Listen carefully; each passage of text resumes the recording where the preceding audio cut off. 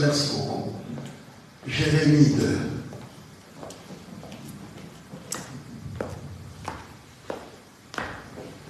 Jérémie 2, nous lisons à partir du verset 1 jusqu'au verset 13. Un long texte. Et après ce texte,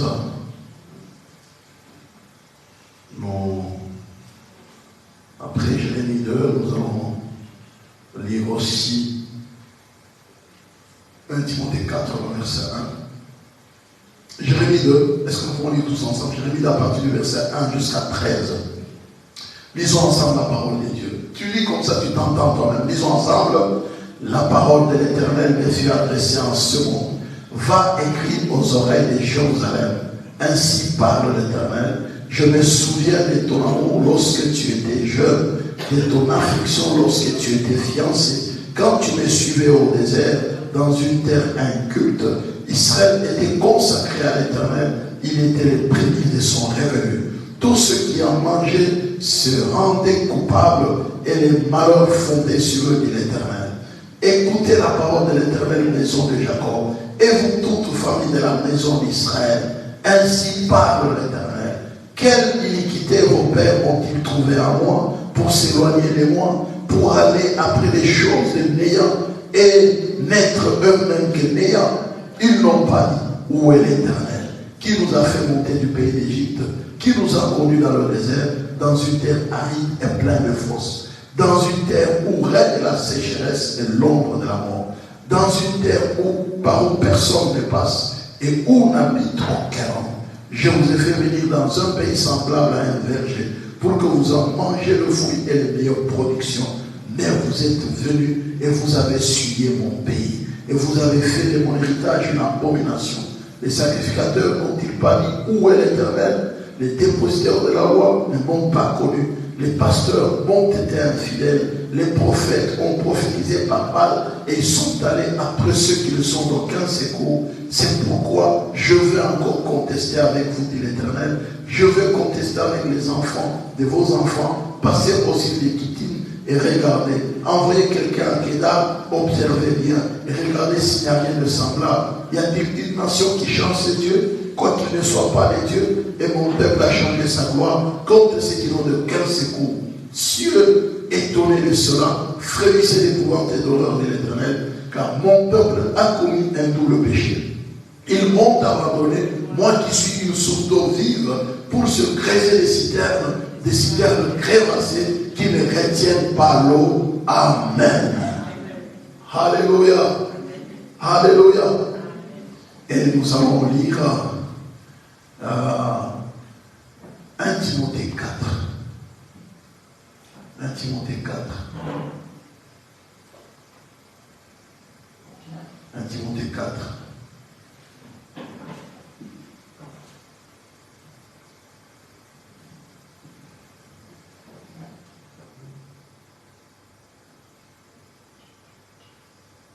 Le verset 1.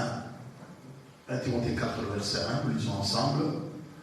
Lisons ensemble 1 Timothée 4, le verset 1, lisons ensemble. Mais l'Esprit dit expressement que dans le dernier temps, quelques-uns abandonneront la foi pour s'attacher à des esprits séducteurs et à des doctrines des démons. Amen. Alléluia. Père, nous voulons te dire merci pour ta parole. Ta parole est la vérité. Merci de nous ouvrir encore les yeux ce matin. Non seulement nos yeux physiques, mais de nous ouvrir les yeux spirituels pour que nous puissions voir la splendeur de ta gloire à travers ta parole. Merci tendre Père de toucher nos cœurs, de nous rendre sensibles à ta présence ce matin au milieu de nous. Nous bénissons la grandeur de ton Saint-Nom. Nous te sommes infiniment reconnaissants et nous te célébrons, toi qui es notre Seigneur et notre Dieu. Merci de bénir ta parole et merci de nous rendre sensibles à ta parole ce matin. Au nom de Jésus. Amen. Amen, amen, amen, amen, amen.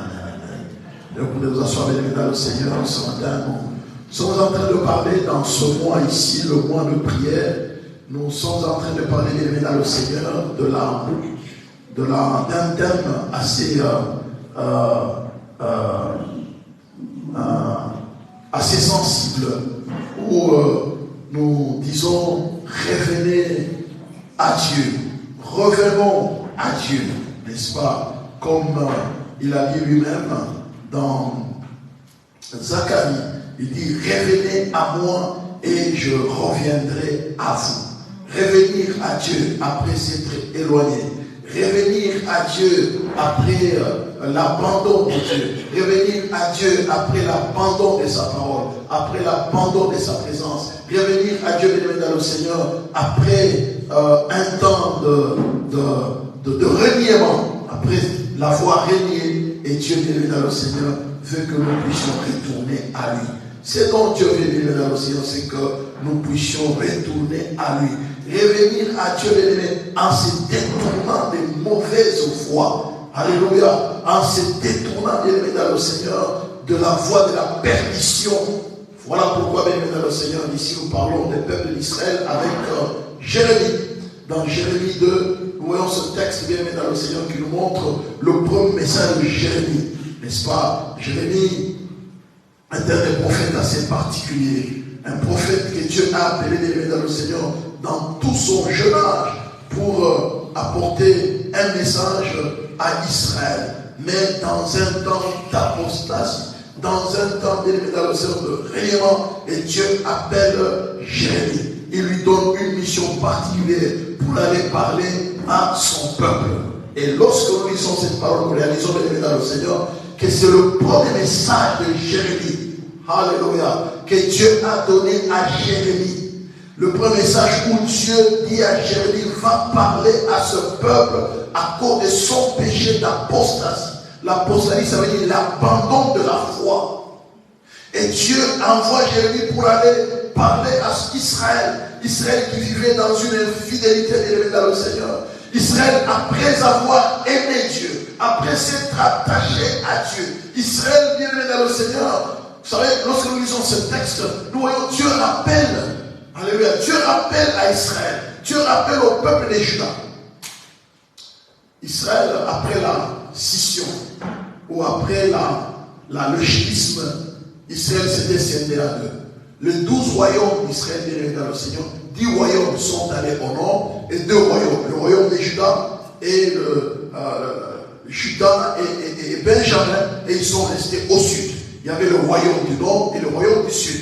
2 tribus sont allées au sud, Juda et Benjamin, et les 10 autres tribus dans l'océan sont allées au nord. Donc il y avait, et Dieu envoie Jérémie dans le Seigneur dans le royaume, n'est-ce pas, du sud, précisément à Juda. Et ces discours s'adressent dans le Seigneur, au royaume du sud, notamment à Juda et Benjamin y compris. Donc, voyez-vous, dans le Seigneur, c'est au temps du roi Josias, n'est-ce pas? Et c'est dans un temps difficile, dans un temps de trouble, dans un temps de manquement, dans un temps de souffrance, dans un temps de malheur, dans un temps de sécheresse, où Dieu maintenant se rend compte que ce peuple sera peut-être sensible à la parole. Vous savez, bien dans le Seigneur, lorsque nous passons par la souffrance, par les situations difficiles, nous devenons sensibles à écouter. Alléluia. Nous devenons sensibles à écouter parce que nous passons par des temps difficiles. Et aussi, bien aimé dans le Seigneur, Dieu envoie Jérémie pour dire à Israël, pour montrer à Israël son infidélité. Écoutez ce qu'il dit. Va crier aux oreilles de Jérusalem, ainsi par l'Éternel. Je me souviens de ton amour, lorsque tu étais jeune, de ton affection, lorsque tu étais fiancé, quand tu me suivais au désert. Bien-aimé dans le Seigneur, Dieu est en train de rappeler à Israël comment Dieu a aimé Israël. Comment Israël a aimé Dieu. Comment Israël était attaché à Dieu. Dieu rappelle à Israël, mais où tu as oublié. Il dit, mais souviens-toi. Moi, je me souviens de ton amour. Alléluia. Alléluia. Alléluia. Alléluia. Est-ce que tu te souviens au moins comment tu aimais Dieu lorsque tu t'es tourné, lorsque tu t'es converti? Et après un moment, tu es en train d'aller dans la vie de tous les jours. Lorsque tu passais le temps à louer Dieu, à adorer Dieu, à parler de Dieu autour de toi, et après un moment, pouf, je vous assure, ça arrive à tout le monde. Alléluia. Ça arrive à tout le monde. Regardez, il va crier, je me souviens de ton amour lorsque tu étais jeune. Donc Dieu est en train de rappeler, n'est-ce pas, bien-aimés dans le Seigneur, leur sortie d'Égypte. L'amour, bien-aimés dans le Seigneur ici, l'amour du peuple, n'est-ce pas, l'amour d'Israël pour son Dieu, bien-aimés dans le Seigneur. Alléluia. Le temps de la jeunesse, le temps de fiançailles, bien-aimés dans le Seigneur. Leur sortie d'Égypte. Où Israël était attaché à Dieu, où Israël avait la foi de servir Dieu, de louer Dieu, d'adorer Dieu, de célébrer Dieu, bien-aimé dans le Seigneur. Bien-aimé, Israël était véritablement attaché à Dieu. Et vous savez, c'est pourquoi la Bible nous dit, souviens-toi de ton premier amour. Alléluia. Comment tu aimais Dieu. Et Dieu rappelle, fait des reproches justement à Israël.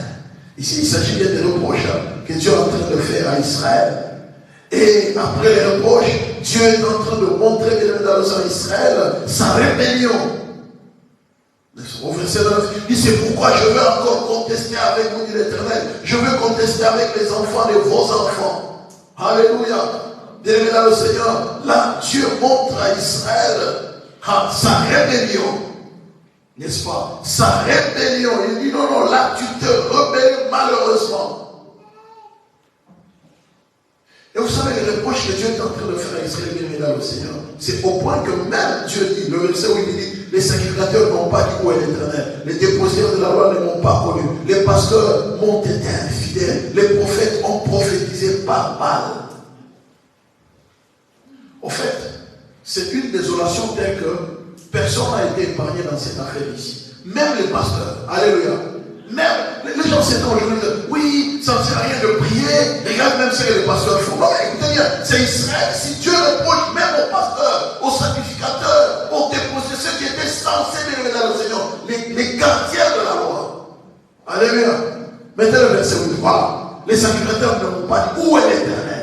Mais combien de pasteurs n'ont-ils pas abandonné Dieu? Les dépositaires de la loi ne m'ont pas connu. Les pasteurs m'ont été infidèles. Les prophètes ont prophétisé par mal et sont à la persécution sont d'aucun secours. Bien-aimés dans le Seigneur, aujourd'hui on se plaint. Ouais, même les pasteurs deviennent des magiciens. Même les pasteurs commencent à mettre. C'est normal, bien-aimés dans le Seigneur. C'est lorsque les gens abandonnent la foi, ils vont chercher les secours ailleurs. Les gens entrent dans des philosophies. Les gens entrent dans des loges mystiques. Les gens entrent dans la formation, dans l'occultisme et consorts pour chercher entre guillemets une certaine gloire, mais qui n'en est pas une. Alléluia. Les gens vont chercher de l'auge. Et dit bien-aimé dans le Seigneur. Donc, vous imaginez bien dans le Seigneur, c'est une telle décadence que Dieu s'étonne. Et c'est ce qui se passe aujourd'hui, bien-aimé dans le Seigneur. L'Église est dans la décadence. Est-ce que c'est faux? L'Église est dans la décadence. Et malheureusement, il y a même de chrétiens qui disent que je préfère rester à la maison et pas aller prier parce que je ne vois pas pourquoi, parce que tous ils sont pareils. Non, bien dans le Seigneur, rappelez-vous, Dieu avait dit à Élie, lorsqu'il s'est prié en disant qu'on a tué tous les prophètes, Dieu a dit à Élie, non, je me suis réservé un reste. Il y a 7000 qui n'ont pas fléchi les jours de Baba. Il y en a 7000, ça veut dire quoi, mais malgré qu'il y a des désordres partout, il y a toujours de frères là où Dieu va te conduire. Le problème, c'est d'être vrai avec Dieu. Dieu s'est tombé une telle décadence, bien dans le Seigneur. Alléluia. La décadence. Et voyez-vous, n'est-ce pas? Donc, Dieu est en train d'accuser. Il est en train d'accuser, de dire, regardez votre manière de vivre, qui n'est pas digne de moi. Je vous plains, c'est pas possible. Comment vous comprenez de cette façon, bien dans le Seigneur? Et Dieu est en train de leur dire, pourquoi vous souffrez? Parce que la plupart des gens disent, je ne comprends pas, pourquoi, moi je prie, moi je vais à l'église, je ne comprends pas. Mais est-ce que quand tu vas à l'église, est-ce que tu regardes réellement ta vie? Regardez. Alléluia. Regardez s'il n'y a rien de semblable. Y a-t-il une nation qui change ses dieux, quoi qu'il ne soit pas des dieux? Et mon peuple a changé sa gloire contre ce qu'il est d'aucun secours. Alléluia. Le Alléluia. Alléluia. C'est pourquoi je veux encore contester avec vous, dit l'Éternel. Je veux contester avec les enfants de vos enfants. Le verset 10 nous dit quoi? Passez aux îles de Kittim, mais regardez, envoyez quelqu'un qui regarde, observez bien, regardez s'il n'y a rien de semblable. Et le verset 11 nous dit ceci. Y a-t-il une nation qui change ses dieux, quoi qu'il ne soit pas des dieux? Et mon peuple a changé sa gloire contre ceux qui n'ont de secours. Alléluia. Alléluia. Bien-aimé dans le Seigneur, Dieu t'a béni, Dieu t'a donné l'intelligence, Dieu t'a donné la force, Dieu t'a donné la sagesse, tu travailles, tu as un bon travail, tu tires un bon salaire, ou ce que tu tires, bien-aimé dans le Seigneur, permet que tu vis avec tes enfants. Mais tu cherches à en avoir trop, on te dit voilà, si tu entres dans cette loge-là, si tu entres dans ce mouvement mystique-là, tu seras ceci, tu seras cela. Mais pourtant, naturellement, Dieu t'a déjà béni, il t'a donné l'intelligence. Mais on vient te dire, tu sais ce que tu as là, c'est rien.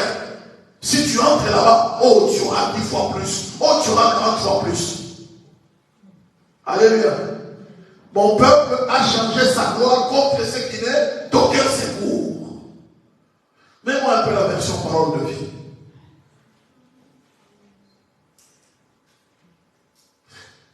Ouais. Est-ce qu'un peuple a déjà changé ses dieux?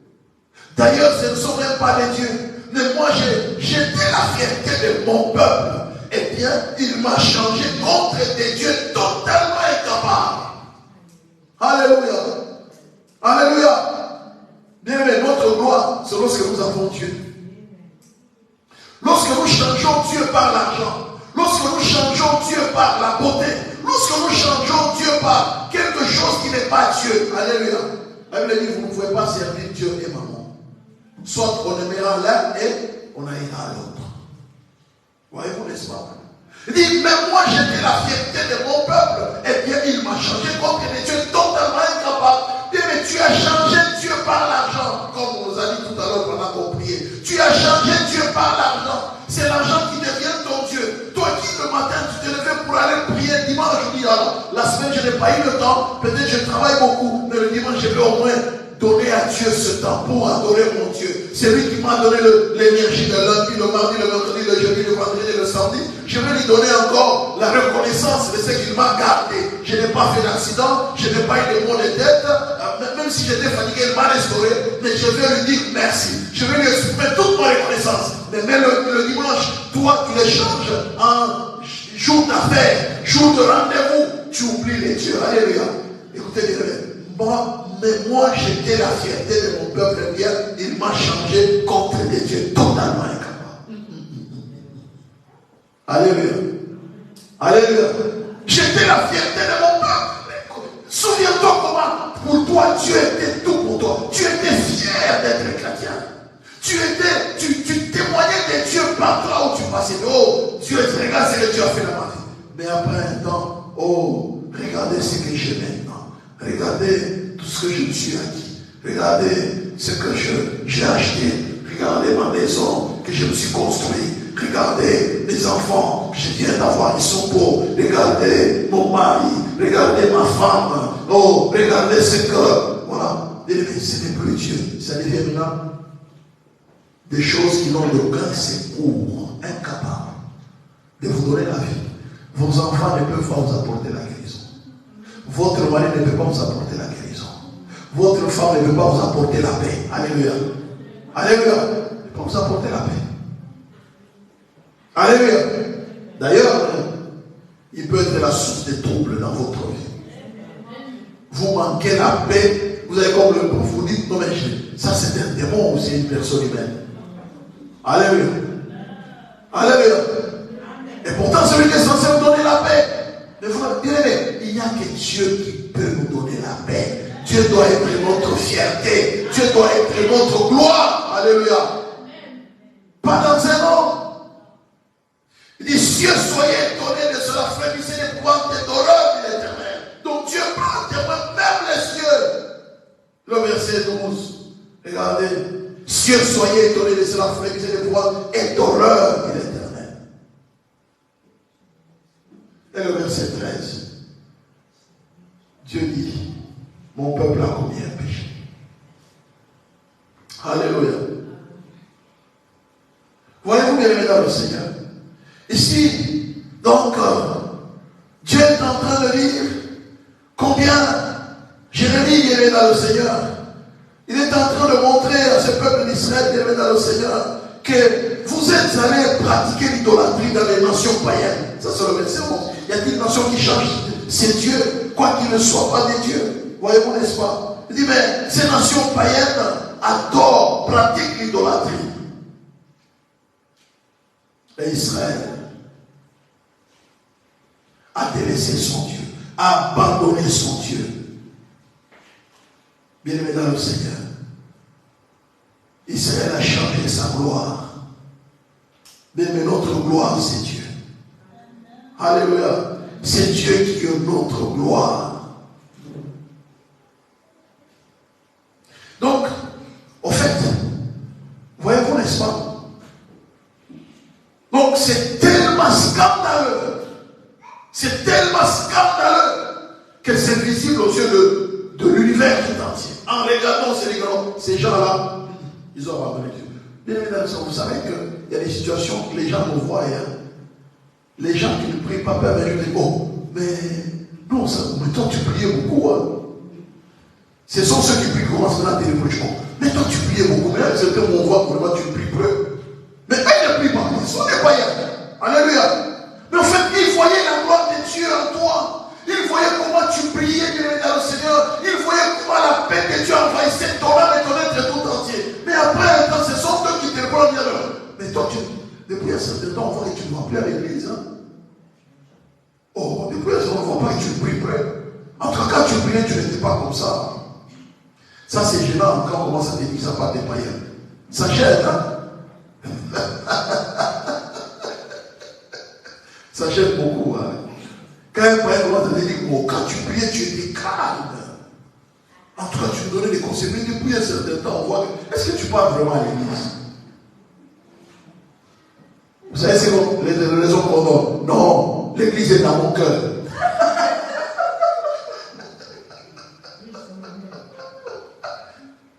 Alléluia. L'église est, quand quelqu'un commence à donner de telles raisons, l'église est dans mon cœur. Mais ce n'est pas fini. Est-ce que toi tu crois que tous ces gens, tu vois, tu crois qu'ils prient vraiment? Quand tu le vois élever les mains, tu crois qu'ils prient? Quelqu'un commence à se justifier. Alléluia.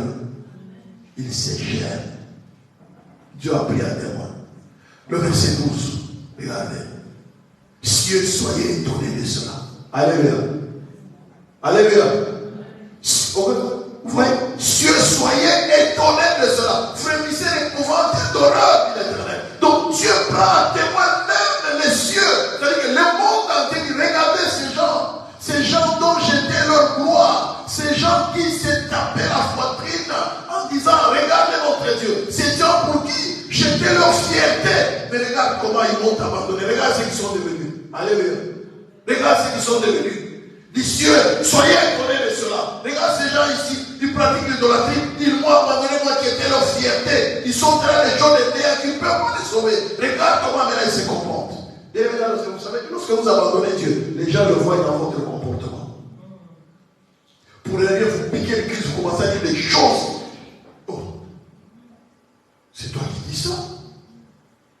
Ça vient de toi. Mais non, tu connais, tu n'es jamais tu as sorti de telles paroles. Là, c'est quelqu'un qui a abandonné Dieu. Alléluia. Dieu n'est plus la fierté. C'est quelqu'un qui va vers les choses les meilleures. Et le verset 13 nous dit que le double péché. Alléluia. Le double péché. Deux crimes. Deux abominations.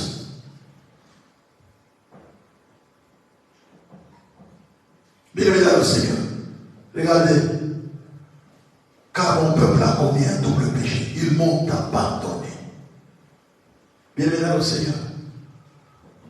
Premièrement d'abord, tu ne peux pas vivre sans Dieu. Alléluia. Je vous assure, tu ne peux pas vivre sans Dieu. Ils m'ont abandonné. Regardez.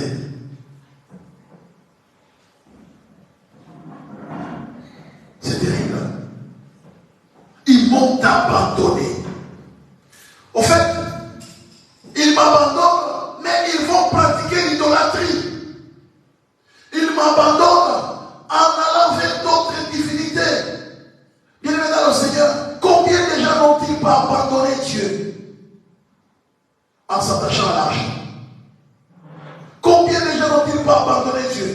s'attachant au travail.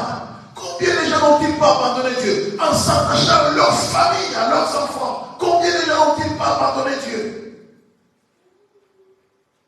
En s'attachant au plaisir de ce monde. Ils m'ont abandonné. Moi qui ai une source d'eau vive. Source d'eau vive. Bien-aimés dans le Seigneur, c'est Dieu qui est notre source de vie. Avec Dieu, nous avons la paix. La bénédiction de l'Éternel enrichit, il n'a fait suivre d'aucun chagrin. Avec Dieu, même si nous ne traversons pas des situations difficiles, mais nous avons la paix et la joie de vivre.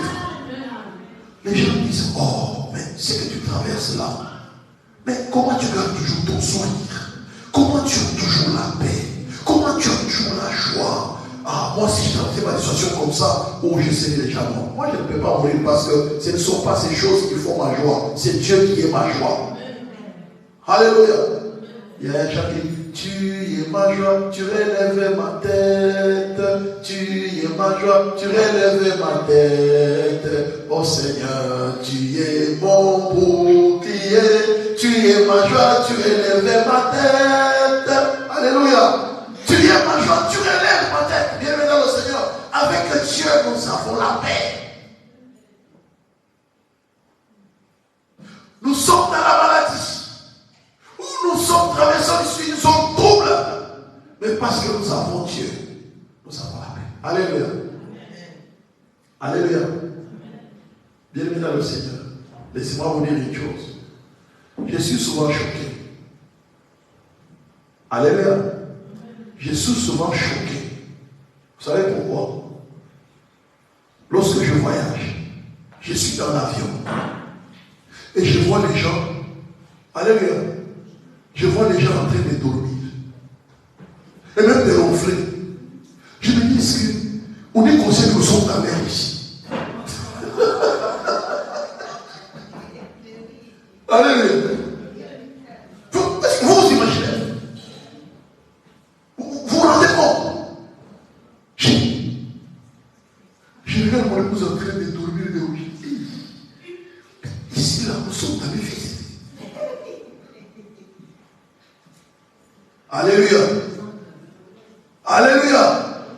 Dans les vides. Et nous faisons confiance à quelqu'un que nous ne connaissons ni son père, ni sa mère. Nous ne savons même pas s'il est déprimé.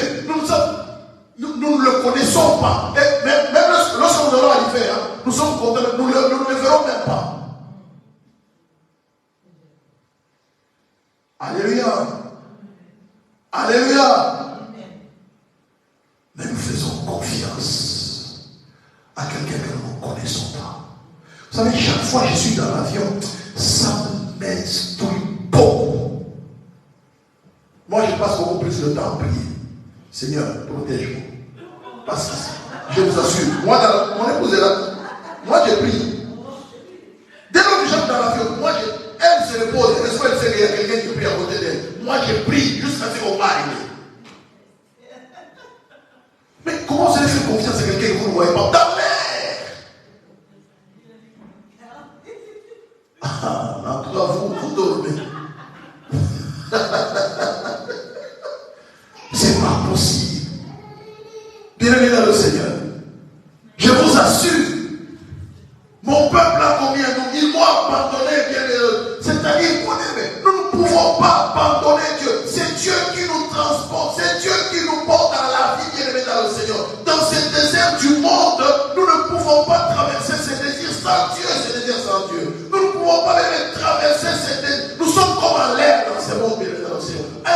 Une moindre erreur que quelqu'un peut faire, vous êtes parti.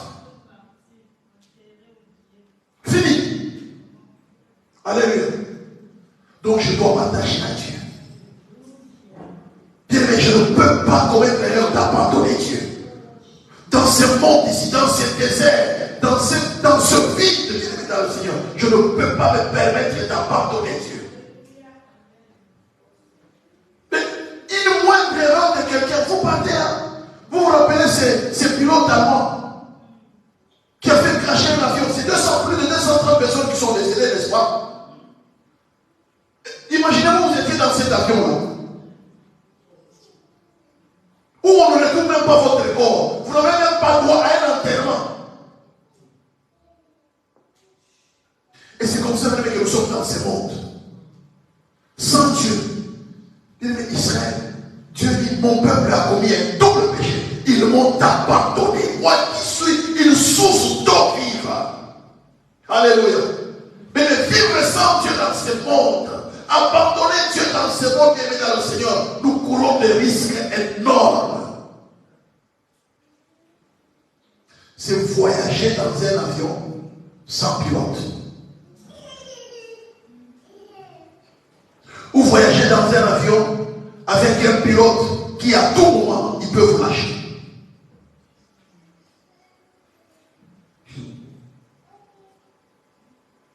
Bienvenue dans le Seigneur. Je ne sais pas à quoi nous, mais c'est à quoi nous nous attachons. Israël s'est attaché dans le Seigneur à l'idolâtrie. Israël s'est attaché à des religions païennes qui étaient incapables de lui donner la paix, qui étaient incapables de lui donner la véritable vie. C'est comme ça que aujourd'hui les gens abandonnent le vrai Dieu vivant et vrai pour s'attacher à des philosophies. Entrer dans telle loge, entrer dans telle situation, entrer dans de tels groupes mystiques, dans de tels mouvements, ceci et cela. Bien dans le Seigneur, ces choses-là ne vont pas nous donner la paix.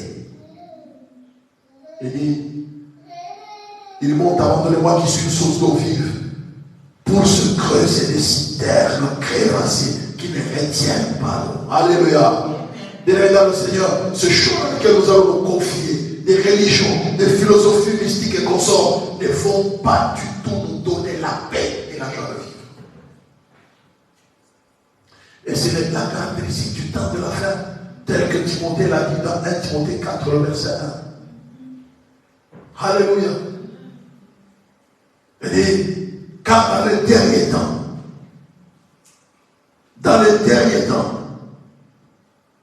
les gens abandonneront, n'est-ce pas, dans le Seigneur, la foi. Ils vont abandonner la foi dans le véritable Dieu. Les gens abandonneront la foi. Dans les derniers temps, quelques-uns abandonneront la foi pour s'attacher à des esprits séducteurs et à des doctrines des démons. Bienvenue dans le Seigneur. C'est la caractéristique du temps de la fin. Les gens commencent à abandonner, bienvenue dans le Seigneur, la véritable vie chrétienne, la vraie vie des dieux. Les gens, vous savez, le tableau pour voir un peu c'est que comment va le monde, il faut aller dans les réseaux sociaux. Vous allez voir comment va le monde. Alléluia. Vous allez voir seulement quelqu'un qui s'est levé le matin, une dame assez correcte, elle est là, elle est presque nue, en train de raconter des histoires. Je dis, comment une personne peut être comme ça? Comment on devient comme des animaux? Alléluia. Comment les êtres humains deviennent comme des animaux? Bienvenue dans le Seigneur. C'est la preuve que les gens ont abandonné l'essentiel de leur vie. Et ne vous attachez à l'argent. L'argent ne va pas vous donner l'argent ne va pas vous donner la véritable vie. Mais on s'attache au matériel. Le matériel ne va pas nous donner la véritable vie. Nous nous attachons aux amitiés. Les amitiés ne vont pas nous donner la véritable vie. Nous nous attachons à notre travail. Notre travail ne va pas nous donner la véritable vie. Bienvenue dans le Seigneur. Tu peux tout te permettre. Avec l'argent, tu peux tout te permettre, bienvenue dans le Seigneur. Mais l'argent ne veut pas te donner la paix. Alléluia. 1 Timothée 6, le verset 10. 1 Timothée 6, le verset 10.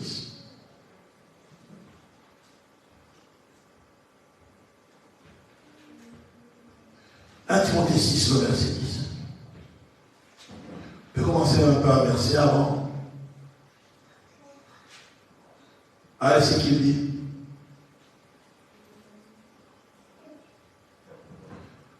Alléluia.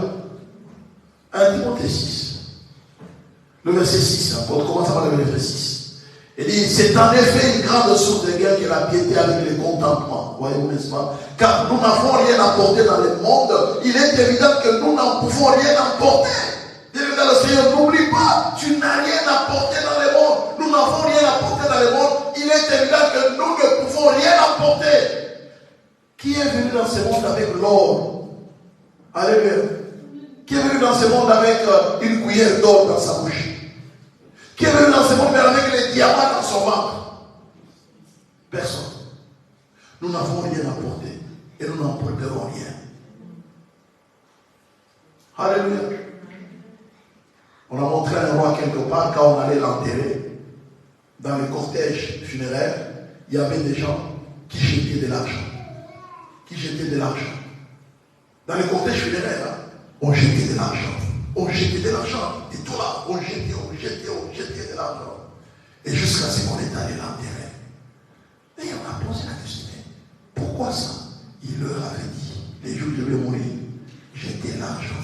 Que les gens sachent que je m'en vais sans argent. C'est l'argent pour lequel j'ai travaillé durement. C'est l'argent pour lequel j'ai parfois trahi les gens. C'est l'argent pour lequel j'ai tué les gens. Judas a trahi Jésus à cause de l'argent. Les gens se trahissent les uns les autres à cause de l'argent, à cause des choses matérielles. Mais quand tu partiras, tu laisseras toutes ces choses. Alléluia. C'est là que Dieu dit à Israël, mais vous m'abandonnez pour aller vous attacher à des choses, des vies, des liens qui ne vont rien vous apporter. Vous attachez à l'argent, l'argent ne fait rien. Nous n'avons rien apporté dans le monde. Il est évident que nous ne pouvons rien apporter. Alléluia. Le verset 8 nous dit quoi? Si donc nous avons la nourriture et les vêtements, cela nous suffira. Alléluia. Pourquoi nous cherchons à nous enrichir? Mais comment quelqu'un peut voler l'argent qui est censé construire un hôpital quelque part, l'argent qui est censé construire une route quelque part, mais il prend cet argent, lui, beaucoup d'argent. Mais comment tu peux voler 10 millions à toi seul? L'argent de l'État. Mais toi, tu prends 10 millions à toi seul. Mais 10 millions, tu vas commencer à manger chaque jour au moins 1000 euros. C'est beaucoup, non? Tu vas commencer à chercher des restos là où les repas coûtent 1000 euros. Tu n'en trouves pas. Tu cherches partout dans le quartier. Oh, le plat ici c'est 20 euros. Oh, le plat ici c'est moins cher. Le prix cher de lui, c'est 100 euros. Et puis, oh non, il n'y a pas de plat de 1000 euros, il n'y a pas de plat de 500 euros ici. C'est notre recette. Alléluia. Tu t'es fatigué et puis tu retournes chez toi. Alléluia. Tu réalises que l'argent ne t'apporte pas ce dont tu as besoin. Mais en même temps, tu as fait souffrir les gens. Mais la Bible dit, si nous avons la nourriture et les vêtements, cela nous suffira. Mais ceux qui veulent s'enrichir, alléluia, tombent dans la tentation, dans les pièges et dans beaucoup de désirs insensés, pernicieux, qui plongent les hommes dans la ruine et la perdition. Alléluia. Alléluia. Ceux qui veulent s'enrichir, on abandonne Dieu. L'amour, on aime l'argent. On veut avoir l'argent. On veut avoir le bien matériel. On veut ramasser. On n'a pas le temps de venir prier. On n'a pas le temps de venir adorer Dieu. On cherche l'argent. L'amour de l'argent est une racine de tous les maux. Et quelques-uns en étant possédés se sont égarés loin de la foi. Et se sont jetés elles-mêmes dans bien des tourments. Alléluia. Israël a cherché le soutien de l'Égypte. Israël a cherché le soutien de la Syrie. Israël a cherché même la paix dans ceux qui étaient bien assis matériellement et financièrement. Mais Dieu dit, vous avez abandonné la véritable source de vie. C'est moi Dieu. Alléluia. L'amour de l'argent est une racine de tous les maux. Bien évidemment, la souffrance que nous avons dans ce monde ici, c'est à cause de l'argent. Les pasteurs, les apôtres, les évangélistes trahissent à cause de l'argent. Les gens s'entretuent à cause de l'argent. Les églises venues dans le Seigneur sont en train de souffrir à cause de l'argent. Voyez-vous, n'est-ce pas? C'est pourquoi, venues dans le Seigneur, là, Dieu a dit à Israël, à Judas, à travers Jérémie, au verset dans Jérémie 2, au verset 31. Écoutez ce que Dieu dit. Il dit clairement à Jérémie au verset 31. Mais c'est une mise en garde. Hors de cette génération, considérez la parole de l'Éternel. Ai-je été pour Israël un désert ou un pays de peste ténèbres? C'est le lieu là où il y a la souffrance. C'est le lieu là où il y a le désespoir. Pourquoi mon peuple dit, nous sommes libres, nous ne voulons pas retourner à toi. Alléluia. Alléluia. Dieu a dit à Jérémie que ce peuple retourne à moi. C'est moi qui ai la source d'eau vive. C'est moi qui ai la source de joie, la source de paix, qui retourne à moi. Vous savez ce qu'ils ont dit à Dieu? Nous sommes libres. Bien évidemment, ça c'est la caractéristique de nos aujourd'hui. Ben, je ne veux pas venir à l'église, moi je suis libre de faire ce que je veux. Je suis libre. Il faut me laisser libre, quoi. Alléluia. Alléluia. Ah ben je suis libre. Décidez, moi c'est ma vie. Je laisse ma vie. Écoutez bien. Nous sommes libres. Alléluia. Quelle nous dit la parole de Dieu? Quelle nous dit la parole de Dieu? Nous avons lu tout à l'heure dans 1 Corinthiens 10, le verset 23. Tu es libre de faire ce que tu veux. Tout est permis, mais tout n'est pas utile. Tout est permis, mais tout n'édifie pas. Alléluia. Alléluia. Tout est permis. Tu peux tout faire. Tu te réveilles le matin, tu achètes une belle voiture, je ne donne pas la marque, tu montes dessus, tu commences à pétiner. Tu es libre. Alléluia. Fais ce que tu veux. Est-ce que c'est utile? Alléluia. Est-ce que c'est utile? Tout est permis. Est-ce que ce que tu fais là, ça édifie en quoi? En quoi ça peut aider les autres à tirer des bons enseignements, à tirer de belles leçons, à être édifiés d'une manière ou d'une autre? Tout ce que tu es en train de faire. Les gens se passent là dans les réseaux sociaux, les gens font n'importe quoi, ils se filment dans sa maison, ils commencent. Mais parfois je dis, mais c'est pas la tête des gens.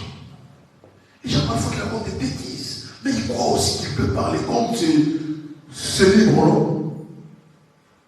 Dans sa chambre, il se filme, et puis tu te dis, mais ce qu'il raconte là, ça n'a pas de sens, ni tête ni cœur. Mais parce qu'on a envie de parler. Ah, ça c'est particulier avec les certains Congolais. Hey, on est mon engagé. Bon, on a engagé. Je te dis, mais c'est quoi ça? C'est quoi ça? Alléluia. Alléluia. Ah, amen. Alléluia. Gloire au Seigneur. Bien-aimé dans le Seigneur, je vais vous dire une chose, c'est que tu peux être libre de faire tout ce que tu veux. Mais en Jésus-Christ, nous n'avons pas la liberté de faire ce que nous voulons. Alléluia. Mais nous avons la liberté d'être en Christ, c'est-à-dire de faire ce que Christ veut que nous fassions. Alléluia. Bien-aimé, Christ nous a affranchis pour la vraie liberté. Il nous a affranchis pour la vraie liberté. Mais nous ne sommes pas libres de faire tout ce que nous voulons. Nous faisons ce que Dieu veut que nous fassions. Alléluia. Ça c'est le verset. Regardez le verset 31. Le verset 31, Corinthiens. Soit donc que vous mangez, soit que vous buviez, quoi que vous fassiez quelque autre chose, faites tout pour la gloire de Dieu. Alléluia. Faites tout pour la gloire de Dieu. Tout ce que nous faisons, nous devons rechercher la gloire de Dieu. Israël a abandonné Dieu, qui était sa gloire, qui était sa fierté, pour aller se tourner vers des religions païennes, pour aller se tourner vers ce qui était de meilleur, qui n'allait pas leur apporter ce dont ils avaient véritablement besoin. C'est pourquoi Jérémie a dit aux enfants d'Israël, vous devez retourner à Dieu. Alléluia. Il dit, homme de cette génération, considérez la parole de l'Éternel. Ai-je été pour Israël un désert ou un pays de peste ténèbres? Pourquoi mon peuple dit, nous sommes libres, nous ne voulons pas retourner à Dieu? Bien évidemment, le Seigneur, revenons à Dieu. Israël a refusé de retourner à Dieu. Alléluia. Bien évidemment, le Seigneur, retournons à Dieu. Retourner à Dieu, mes amis, la repentance. lorsque nous réalisons que nous avons suivi d'autres voies, d'autres chemins, qui ne nous ont apporté que douleur, qui ne nous ont apporté que trahison, qui nous ont apporté que malheur. Bien-aimé Seigneur, tu as suivi la voie d'un homme et après c'est l'échec. Tu as suivi la voie d'une femme, après c'est l'échec. Tu as suivi la voie de tel, oh, moi c'était le travail, et après tu as été déçu par ta patronne, tu as été déçu par ton patron. Toi qui croyais être tellement perfectionniste dans tout ce que tu faisais. Mais un jour, il te remercie en te disant que nous avons apprécié vos capacités, vos dons et vos talents, et surtout votre compétence, et particulièrement la finesse dans tout ce que vous faites. Mais nous sommes au regret de ne pas vous retenir parce que nous devons faire la restructuration. Ah, patron! Ah! Oui, oui. Alléluia. Alléluia. Oui, oui. Et quand ces gens-là vous abandonnent, ils n'ont pas de pitié. Avec tout ce que, oh, tu retournes chez toi, tu as même abandonné la famille, tu retournes avec des dossiers, quand tu mettais les dossiers sous la table, tu travaillais jusqu'à 2 heures, les enfants n'ont pas le temps, et les enfants, je travaille pour vous, c'est l'argent, papa porte l'argent, oui, tu le prives de ta présence, l'argent, et après, maintenant, on t'a tiré. Maintenant, on commence à te voir le matin, papa, tu ne vas pas travailler, oh, vous savez, les gens sont méchants, tu deviens philosophe. Alléluia. Pourquoi? Parce que tu as oublié. Pendant que tu passais le temps pour le travail, pendant que tu voulais donner le meilleur de toi-même, le travail est devenu ton Dieu, tu as abandonné ton Dieu. Alléluia. Tu as abandonné ta source d'eau vive.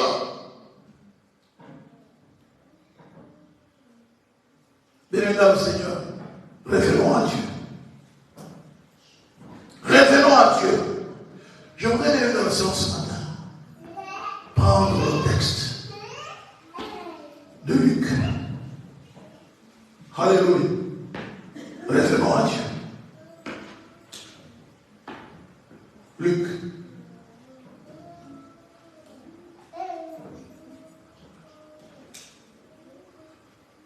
Luc 15.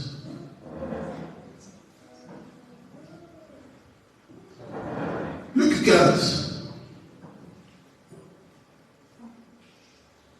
La repentance. Oui, mais revenir à Dieu, c'est la repentance.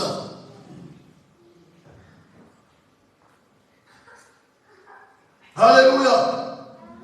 C'est la repentance. 2 Chroniques d'abord. 2 Chroniques 14. On en a parlé, n'est-ce pas? Nous y revenons juste rapidement. 2 Chroniques 14 et 2 Chroniques 7, le verset 14, excusez-moi. 2 Chroniques 7, le verset 14, nous dit ceci, n'est-ce pas? 2 Chroniques 7, le verset 14, merci.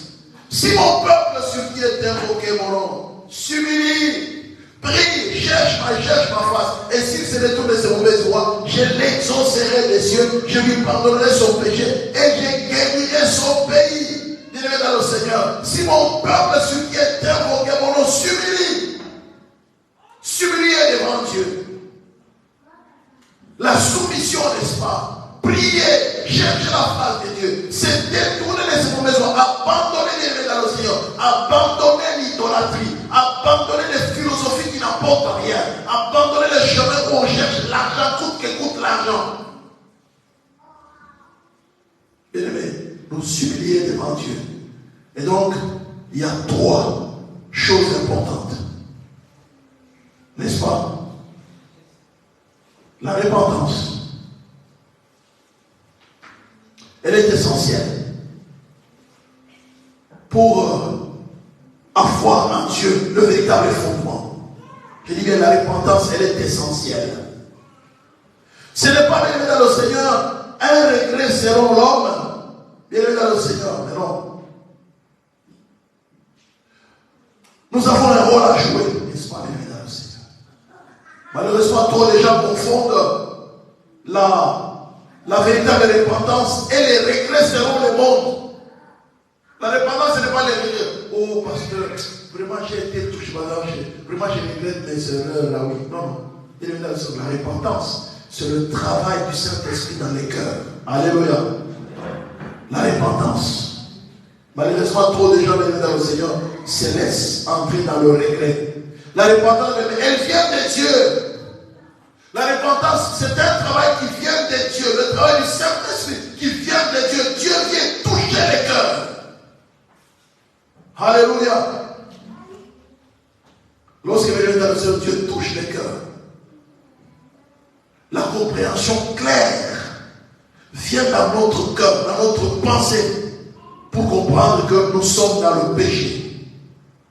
Alléluia.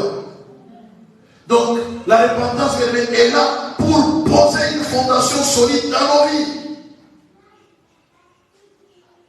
C'est la repentance qui nous aide à poser une fondation solide dans notre vie. Parce que nous avons péché dans le Seigneur.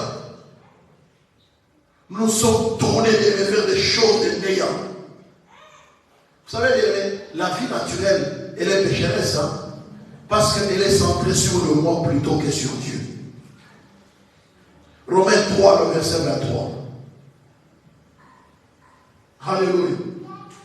La vie naturelle, elle est pécheresse. Romains 3, le verset 23 nous dit quoi?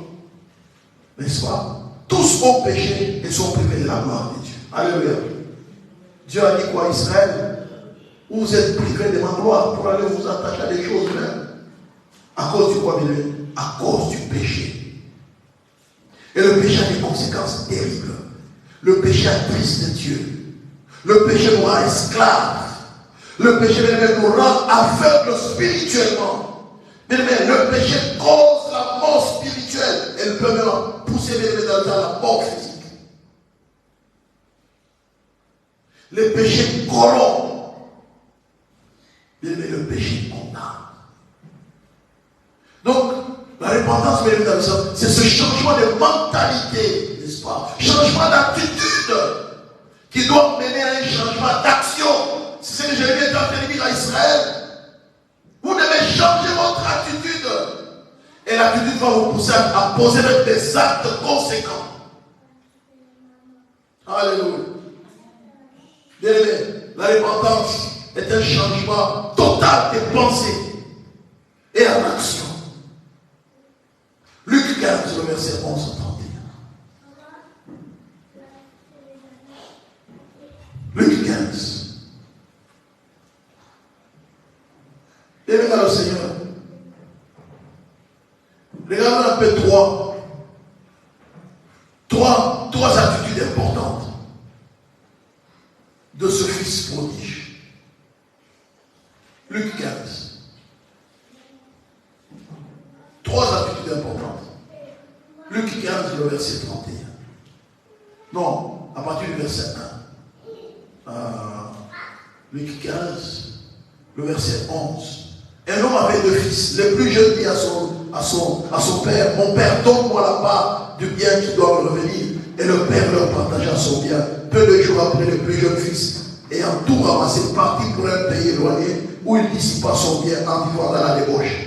Lorsqu'il eut tout dépensé, une grande famille s'ouvrit dans le pays. Il commença à se trouver dans le besoin. Il alla se mettre au service des habitants du pays, qui l'envoya dans ses champs garder les pourceaux. Il aurait bien voulu se rassasier des carouges, que mangeaient les pourceaux, mais personne ne lui en donnait, étant rentré en lui-même. Alléluia. Le verset 17. Vous voyez, n'est-ce pas? Il est allé dans la débauche. Et puis il a commencé à souffrir. Et qu'est-ce qui s'est passé après? Bien-aimé dans le Seigneur, la Bible nous dit, il est rentré en lui-même. La première attitude, c'est quoi? Alléluia. La première attitude, c'est quoi? La prise de conscience. Il dit, j'ai péché. La prise de conscience. Donc, reconnaître l'horreur du péché. La prise de conscience. Tu reconnais. Alléluia. Le verset 21 nous dit quoi? Et il s'éleva vers son père, comme il était heureux. Le père le vit, il fut ému de compassion, il courut, il s'est jeté à son cou, l'embrassa. Le fils lui dit, mon père, j'ai péché contre le ciel et contre toi, je ne suis pas dit d'être appelé ton fils. Dans le Seigneur, le fils prodige reconnaît ouvertement son péché. C'est ça la véritable repentance. Mais la véritable repentance, implique la reconnaissance du péché et son horreur aux yeux de Dieu. Mais Dieu veut que vous voyez votre péché en comparaison avec sa sainteté. Il veut que vous voyez où vous êtes avec lui. Alléluia. Où tu es avec Dieu qui est dans le Seigneur. Alléluia. Souviens-toi d'où tu es tombé. Réponds-toi. Où tu es avec Dieu. Regarde un peu dans ta marche. Aujourd'hui, où tu es avec Dieu. Le fils prodigue reconnait le fait que ses actions constituent un péché contre le ciel et contre son Père. Mais le péché offense Dieu avant d'offenser les autres. Mais Dieu veut que vous placiez votre vie entre ses mains et que vous permettiez au Saint-Esprit, alléluia, de vous montrer vos péchés. La deuxième chose que nous voyons dans ce texte, bien dans le Seigneur, la repentance venue dans le Seigneur, c'est que il exprime le véritable regret. Alléluia. Il dit, j'ai péché, le verset 22 dit, j'ai péché. Le véritable regret. Lorsque le fils prodigue a reconnu son véritable état devant Dieu, il était profondément affecté. Il a senti un profond regret. Alléluia. Et une profonde offense. Lorsque nous nous repentons, n'est-ce pas, dans le Seigneur, nous sentons le poids de tout ce qui est mauvais dans notre vie. Alléluia. Gloire au Seigneur. Voyons, n'est-ce pas? Bien dans le Seigneur, ce sentiment ne peut pas être réellement, n'est-ce pas, ôté lorsque nous sommes disposés à recevoir le pardon de Dieu. Mais la tristesse de Dieu fait partie de la méthode du Saint-Esprit pour vous amener à l'endroit où vous recevez la parole de Dieu pour votre vie. La troisième attitude de dans le Seigneur. La repentance est faite de plein gré. Elle implique la volonté. Alléluia. Le verset 18 nous dit quoi? La repentance est faite de plein gré. Elle implique la volonté. Il faut qu'il y ait la volonté personnelle. Nous devons nous engager à nous lever. C'est pourquoi Dieu a dit à Israël, vous dites que vous êtes libre, mais cela implique la volonté de Dieu. Non, non, non, non. La vie que je mène ici, ça ne va pas. Alléluia. Dieu leur a dit, vous êtes allés vous attacher à des vaines idoles qui ne vous apportent rien, des citernes crévassées. Donc il faut qu'il y ait la volonté propre. Le verset de l'Océan 18 nous dit quoi? Il dit ceci. Je me lèverai, j'irai vers mon Père et je lui dirai mon Père. Je me lèverai, j'irai vers mon Père. Alléluia. Je me lèverai, j'irai vers mon Père. Donc il faut qu'il y ait de la volonté. Donc nous voyons dans l'Océan trois attitudes que Dieu nous demande pour revenir à lui. Alléluia. Premièrement, d'abord, la volonté propre.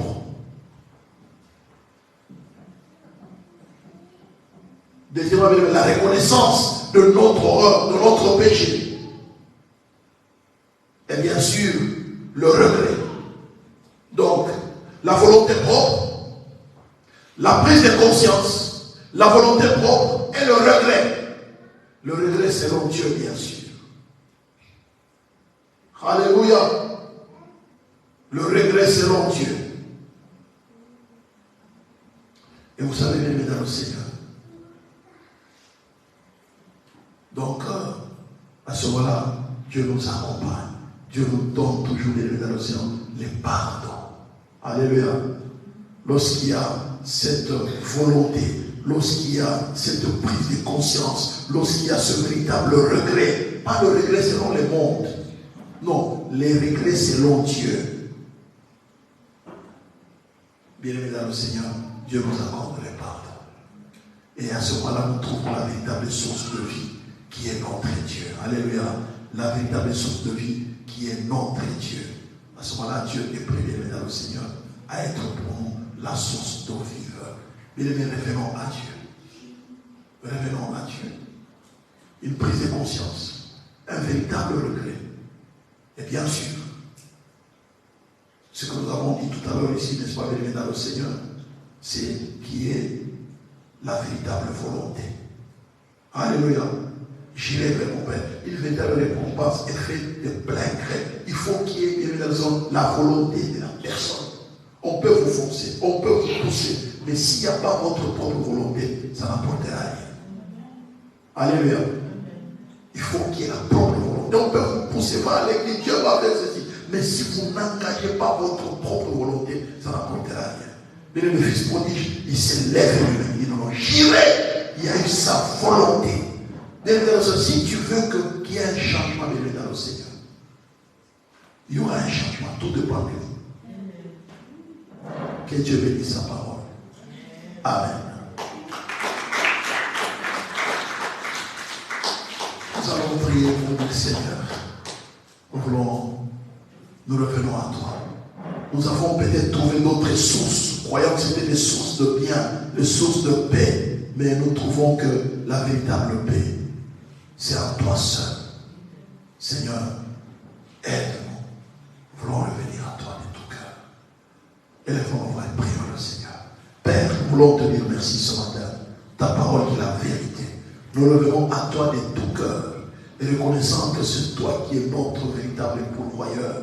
Seigneur, nous avons commis des erreurs, nous avons commis des fautes, nous avons péché contre toi, éternel notre Dieu, en allant vers les idoles, en nous tournant vers des choses de néant. Seigneur, nous réalisons après cette parole comme Israël qui s'était détourné de toi, Seigneur notre Dieu, en trouvant ailleurs leur source de paix, leur source de joie, et pourtant ils t'ont abandonné, toi qui étais leur fierté, toi qui étais leur gloire, en se tournant vers des choses vaines. Seigneur, l'Église t'a abandonné pour se tourner vers des choses vaines. L'Église t'a abandonné pour se tourner vers la recherche du gain facile. L'Église t'a abandonné pour se tourner vers, Seigneur notre Dieu, des choses de néant, des choses mondaines. Seigneur, en tant qu'Église, nous revenons à toi, Seigneur. En tant qu'Église, nous nous tournons vers toi pour implorer ton pardon et ta miséricorde. Nous t'avons abandonné, notre Seigneur, notre Dieu. Nous retournons à toi, dans nos Père. Que tu sois notre source d'eau vive, éternel, notre Dieu. Nous ne voulons pas nous confier dans des citernes crévassées qui n'apportent rien, dans des philosophies, dans des religions païennes qui n'apportent rien du tout. Nous nous tournons vers toi, le véritable vrai Dieu. Seigneur, merci de bénir ta parole. Merci de nous fortifier à trouver la véritable vie en toi et en toi seul. Que la gloire t'en vienne au nom de Jésus. Tu es le Dieu de pardon, Seigneur. Pardonne-nous. Pardonne ton peuple. Alléluia. Merci, Seigneur.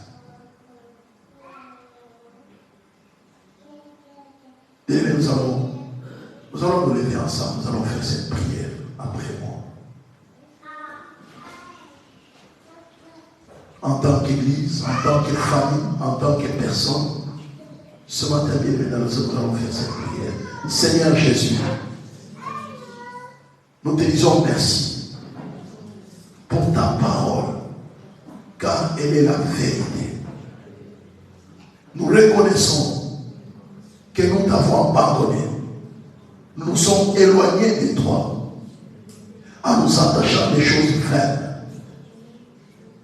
Nous regrettons cela, Seigneur, et nous te demandons pardon. Nous implorons ta miséricorde et nous revenons à toi de tout cœur, Seigneur. Remplis nos vies de ton amour, que toute la gloire te revienne. Au nom de Jésus. Amen. Père, je voudrais te prier pour ce peuple ce matin, que tu déverses ta grâce sur chacune de leurs vies. Que la paix de Dieu règne dans chaque vie. Que la paix de Dieu revienne dans chaque famille représentée ce matin. Même ceux qui sont en ligne, tendre Père. Je prie que ta paix, ta joie reviennent au nom de Jésus-Christ. Que nous trouvons en toi la source, la véritable source d'eau vive, la véritable source de paix, de joie, la véritable source d'inspiration. Seigneur, merci encore ce matin de restaurer nos vies. Au nom de Jésus. Amen, amen, amen, amen, amen, amen. Alléluia. Amen, amen, amen, amen, amen, amen. Voilà, bien dans le Seigneur, nous allons apporter notre offrande. Offrons au Seigneur reconnaissance. Ton amour dure à jamais. Alléluia. Offrons au Seigneur reconnaissance. Ton amour dure à jamais. Car il est bon, il est au-dessus de tout. Ton amour dure à jamais. Chantons, chantons.